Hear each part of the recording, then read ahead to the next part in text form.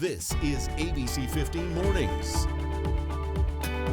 Road closures, detours, and a traffic mess were live this morning as a water main break shuts down a major valley freeway. I'm Joe St. George in Washington. It's a debate happening in offices and cubicles around the U.S. Should President Biden cancel some student debt? Who would qualify under the proposed plan? Who will likely be upset?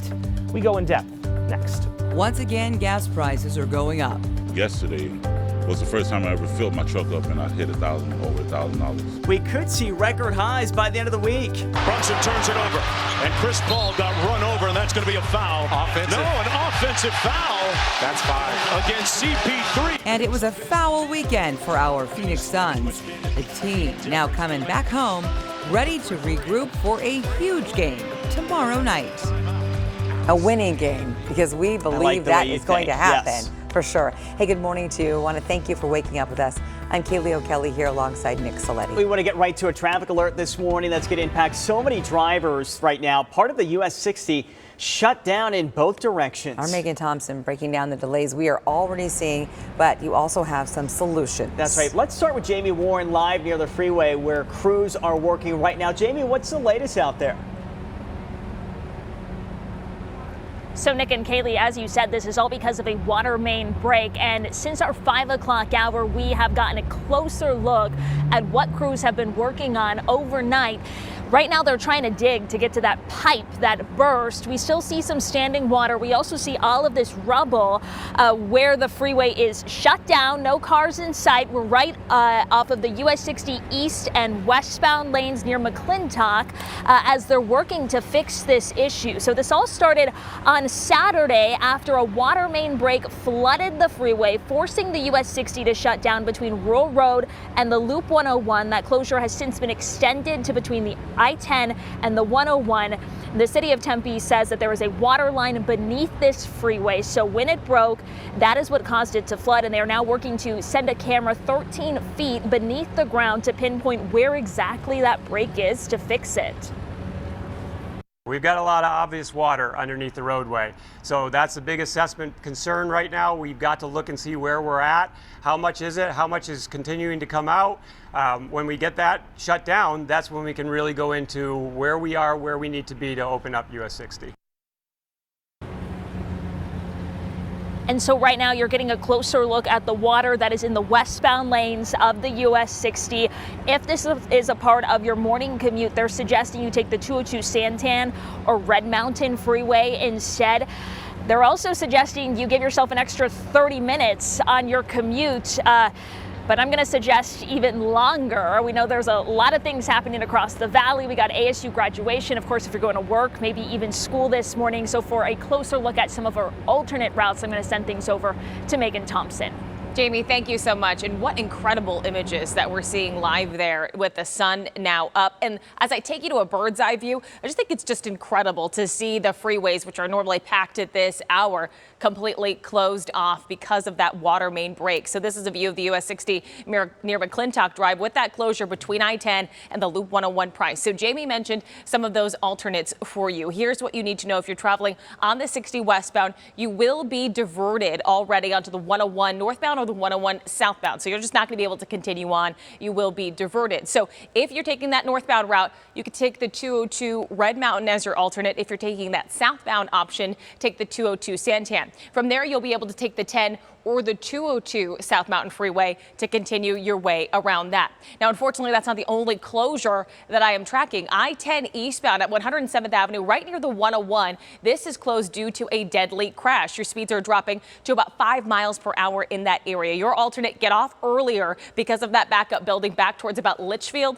So get off there and then go northbound to McDowell or southbound to Van Buren Street and take that eastbound beyond that closure. So definitely a very busy morning, but we do want to get a check of that most accurate forecast for you as you head out the door on this Monday morning. For that, we turn to Justin Pizzera. Good morning, Justin. Good morning, Megan. Thankfully, we're not talking about a storm because that's all we need today, right? It's just going to be nothing but sunshine today as the camera goes dark behind us. 70 degrees today. There we go. 70 degrees today, 66 in Scottsdale right now. I should say it's 70 right now in Phoenix. The 60s in Mesa, Glendale, and Goodyear as well. Taking a look at your Valley Planner. as the camera just kind of glitches as well. By your lunchtime hour, it'll be 81 degrees. By 4 o'clock, we'll hit our high of 89. So it is going to be a little bit warm. So here's what to expect today. The breezes are going to continue today and tomorrow. The fire danger is going to remain pretty high, especially up in northern Arizona, where those wind gusts are going to get up to 50 miles an hour. But we do have a cooler week ahead. But then we're tracking possibly record-breaking temperatures this weekend. So we'll talk about all of that coming up in your full, most accurate forecast. All right, Justin. And now to a shooting investigation inside a Phoenix area Walmart store. Officers say 2 women got into an argument inside the store. It's the location at 35th Avenue and Bethany Home Road. This was last night. They also say one pulled out a gun and started firing the weapon. Police tell us the woman who was hit was just an innocent bystander who didn't know the women who were fighting. She is expected to be okay.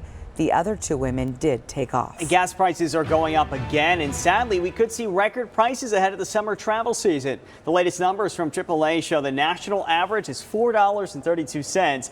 That's up 18 cents from last month and 1 cent under the all-time high we hit on March 11th. Some analysts predict the national average could hit $4.50 by the summer. Fuel prices are being pushed higher by increasing demand, rising oil prices, which are expected to go up even more once cities in China lift COVID lockdowns. China is a very large oil consumer. So if China shuts down some of these big cities, that could mean lower demand and it could mean lower price, just depending on how long these cities are shut down. But there is some good news this morning. Analysts believe we may already be seeing the first signs of inflation peaking. As for Arizona, we're paying an average of $4.66 a gallon. Here in Phoenix, that price is $4.70. And in Mesa, expect to pay $4.74 a gallon, which is a record for gas prices in that city. Well, an announcement from President Joe Biden is expected soon when it comes to forgiving some student loan debt. But who would qualify? And is the idea as popular as some might think? All new for you this morning, our Joe St. George takes an in-depth look. Oh, the 1980s, the era of Ronald Reagan, Michael Jackson, and yes, the Sony Walkman. Speaking of the 80s, it's hard to believe how cheap going to college was back then.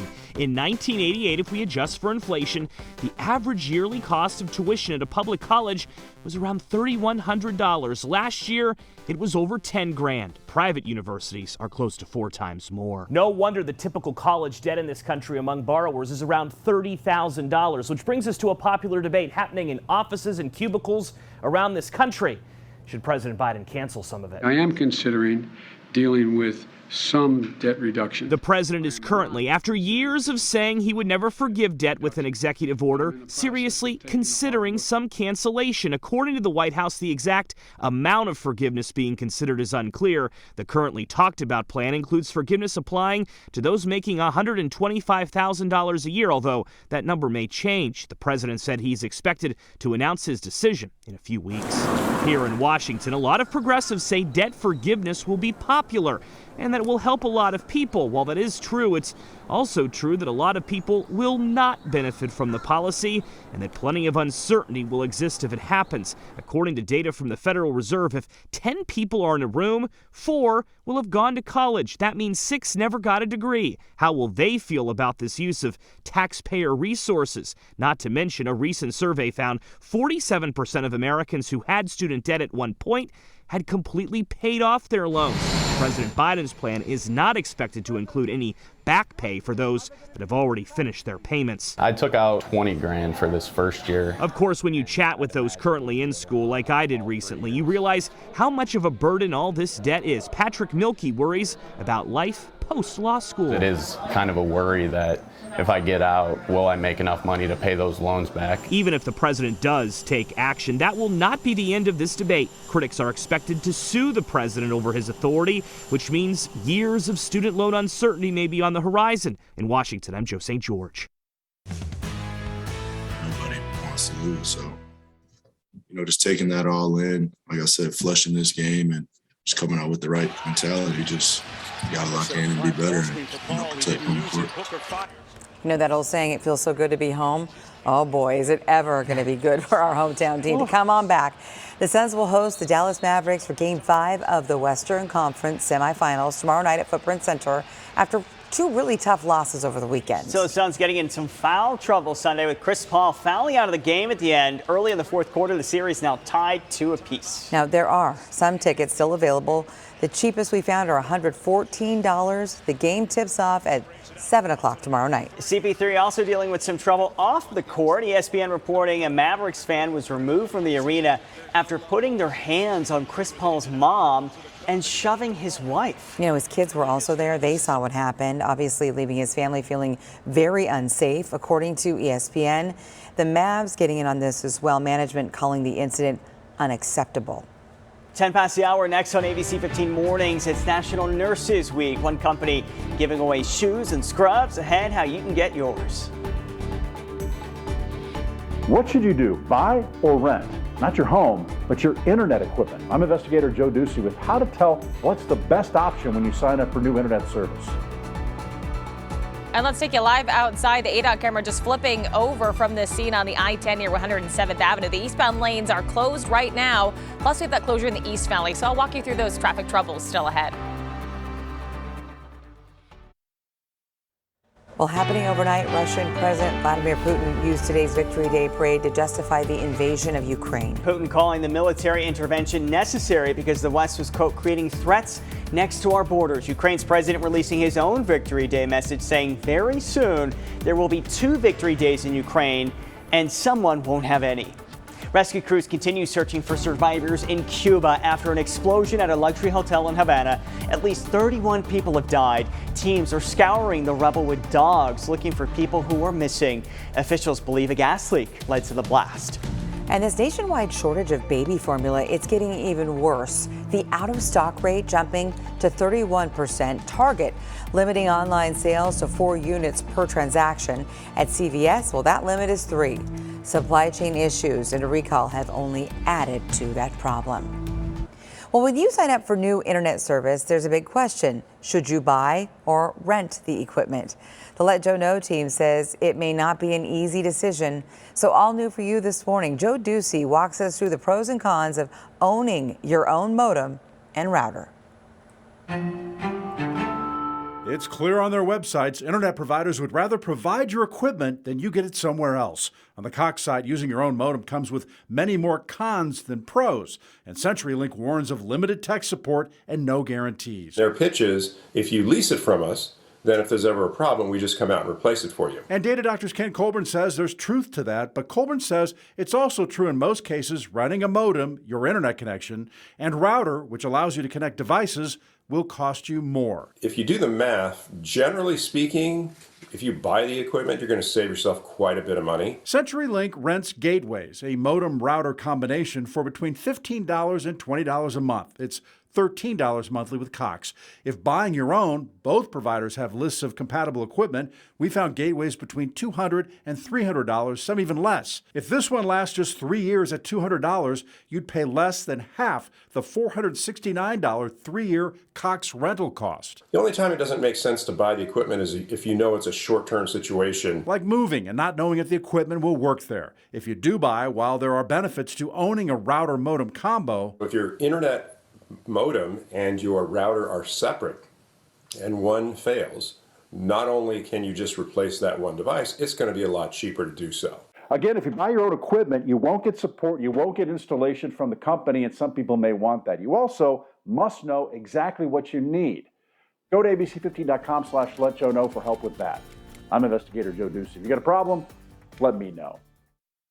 ABC 15 Desert Drive Time, sponsored by Accident Law Group. 616, the Cliff Castle Chopper is now live over the scene in the East Valley. The Superstition Freeway, the US 60, continues to be closed here on this Monday morning after a water main break over the weekend. So this is a vantage point from the sky showing no cars traveling there on the freeway itself and plenty of debris out there. And this is a live image from our crew on the ground. Our Jamie Warren and photojournalist Carlos Zaragoza right there on the freeway, showing all the damage and debris that is in the area. Of course, now if you commute in this area, you are not going to be able to get through this mess. You're going to be diverted if you're traveling on the westbound lanes of the 60, either north or south on the 101 Price. That'll take you to the 202 Red Mountain or the 202 Santan. From there, especially on the 202 Santan, you could take the 10 or you could take the 202 South Mountain as your alternate. ADOT is saying if you're traveling through this stretch, you should plan an extra half hour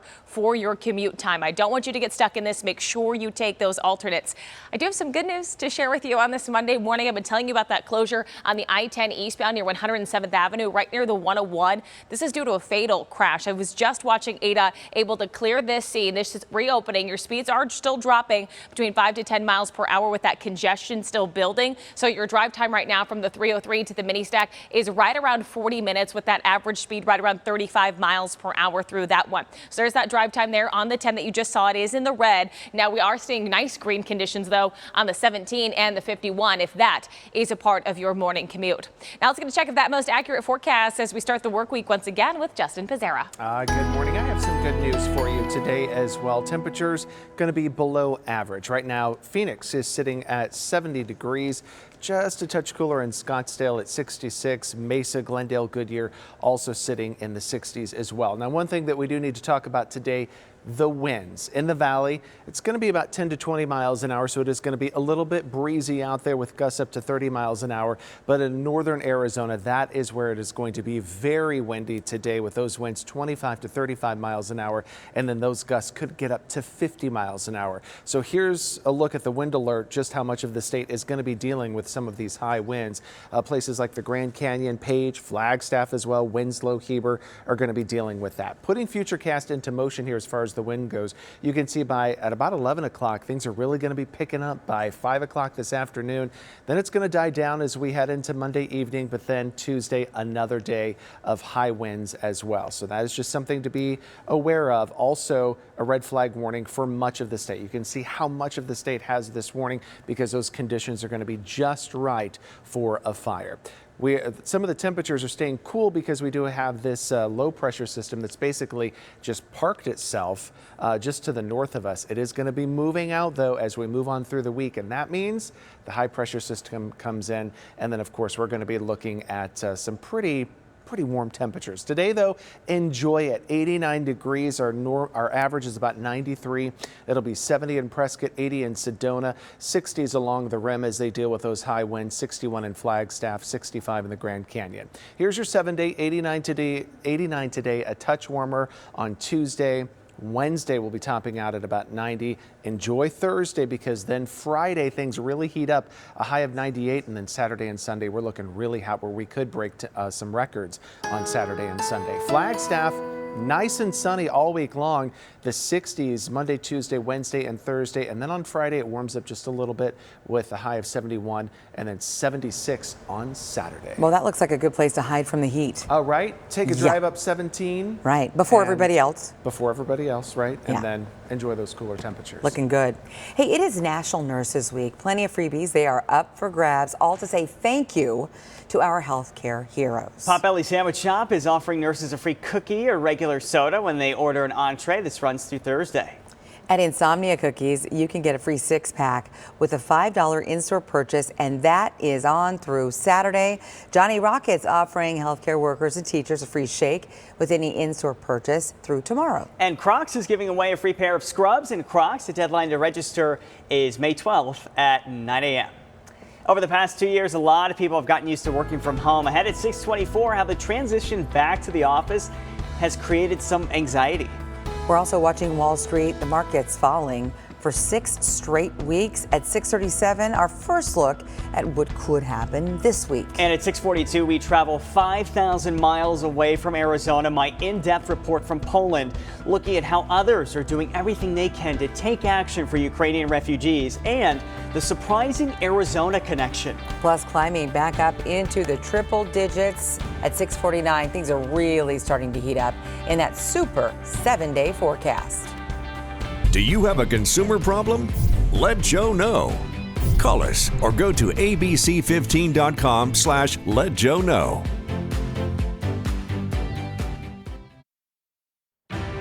6:25, and a new report is showing that more women are putting off motherhood until after they celebrate their 30th birthday. It's according to the Census Bureau. The new median age for women giving birth is 30, and this one goes on to show that fertility rates did fall for women 20 to 29 and jumped big time. 67% for women between the ages of 35 and 39, and 130% for women in their early 40s, which is really uplifting news since a lot of women are waiting, obviously, to have children. It looks like a lot of people are having a hard time adjusting back to life at the office. A new poll shows 41% of workers returning to the office say their stress has gotten worse. 37% say it hasn't changed. 22% say it got better. Some things adding to the stress: rising costs of gas and food. Still, 45% say they do get more done being back in the office, while 18% say they are less productive. Move over, Van Gogh. A new immersive art exhibit is coming to the Valley, and this one is dedicated to the father of Impressionism. This just looks so incredible. Claude Monet, the immersive experience, features 360-degree projections on massive screens showcasing the artworks of Claude Monet. And new to this exhibit, there will actually be virtual reality added. The opening date hasn't been set yet, but you can sign up online to join the wait list to get tickets. Up next here at 6:30, we are on wildfire watch. Arizona State Forestry officials put out evacuation notices for the blaze that started over the weekend. A busy Valley Freeway shut down in both directions as crews work to fix what is underneath. I'll tell you what caused all of this mess and how to get around it. Still ahead. And enjoy the temperatures today below average, because coming up this weekend, we're talking about record-breaking temperatures. The triple digits are back.